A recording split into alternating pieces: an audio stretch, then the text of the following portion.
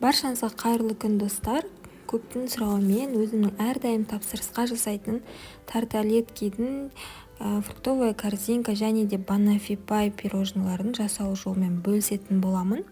Міндетті түрде соңына дейін көріңіздер. Ал бастайық. Алдымен бөлме температурасында еріп тұрған жұп-жұмсақ сары майға сахарная пудраны салып, лопатканың көмегін екеуін жақсылап біріктіретін боламыз.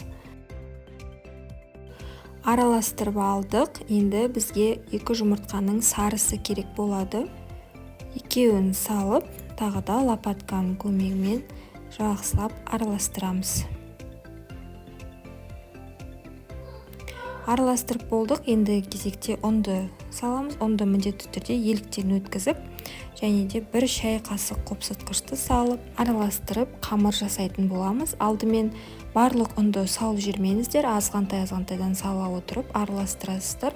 Менде описаниеда жазылғандай 360 грамм ровно кетті. Кейде одан аз болуы мүмкін, немесе шамалы егер қолға жабысып тұрса, 1-2 ас қасық ұн салып жүруге болады. Біздің қамырымыз қолға жабыспайтын, жұп-жұмсақ осындай қамыр болып шығу керек. Қолға ұстап көргенде жабыспайды, және де өте жұмсақ болып тұрады. Енді осыны пищевая пленка немесе целлофанға салып, холодильникке кем дегенде 30 минутқа қойып қоямыз, тындырамыз. Егерде тапсырысқа жасайтын болсаңыздар, алдын ала 1 күн, 2 күн бұрын дайындап холодильникте сақтауға болады. Керек кезде алып дайындай бересіздер. Ал енді осы тарталеткиді пісіретін формаларды көрсетейін. Негізі бұндай формалар әртүрлі болады. Менде осындай түрі қатты үлкен емес, орташа. Маған өте жақсы сапалы формачкалар кездесті. Қолданып жүргеніме 3 жылдай болып қалды. Жабыспайды қанша пісірсем де. Сондықтан мен май ештеңе жақпаймын. Бірден осылай алып қамырды өлшеп сала беремін формачкаларға. Қамырды мен өлшеп салам. Менде ровно осы формама 25 грамм қамырдан кетеді. Сол кезде барлық тарталеткиларым бірдей болып шығады. Бірақ сіздер өзіңіздің формаңызға қарай өлшеп аласыздар, қанша грамм кетеді, сонша барлығына есептеп бірдей қылып жасайтын боласыздар. Мен әрдайым тапсырысқа осы тарталеткиларды жасап жүргеннен кейін менің қолым үйреніп кеткен. Сондықтан егерде сізде бір жасағаннан шықпай жатса, әдемі болмай жатса, сіздер уайымдамаңыздар. Жасай келе қолдарыңыз үйреніп, міндетті түрде әдемі болып шығады. Осылай жан-жағына барлық жерінен бірдей, бір жері қалың, бір жері жұқа болып кетпеу керек. Сондықтан барлық қамырымызды дұрыстап жеткізіп, жайғастырып шығамыз.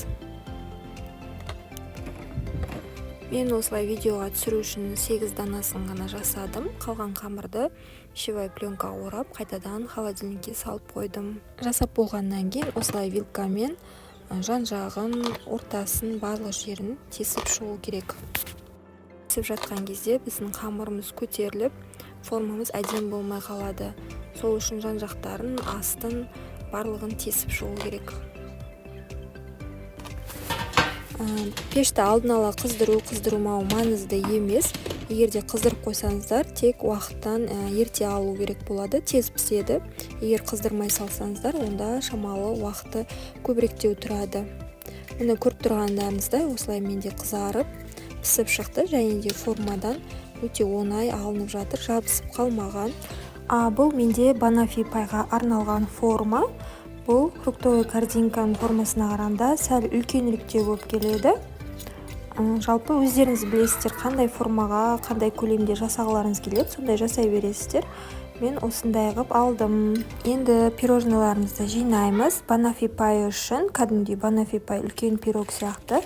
Тарталеткидің астына ең алдымен вареный сгущенканы жағып шығамын. Вареный сгущенка жақсы, сапалысын алдым.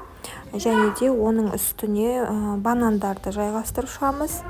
Және оның үстіне крем жағатын боламыз. Крем үшін мен сливки мен сахарная пудраны араластырамын. Творожныйсы қолданбаймын.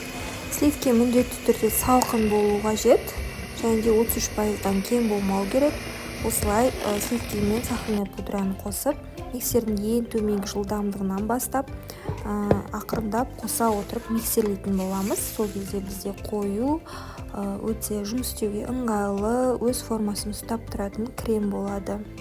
Осылай енді банафипай пирожныйлардың бетіне, банандардың бетіне осылай кремді орналастырып шығамын.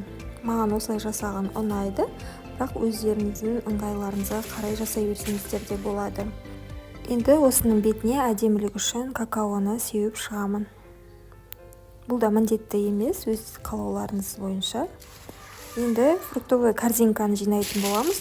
Дәл жаңағындай сол креммен тарталеткенің ішіне толтырып кремді құйып шығамыз. Және кез келген жеміс-жидектермен әсемдеп, әдемілеп шықсаңыздар, дастархандарыңызда өте әдемі болып тұрады.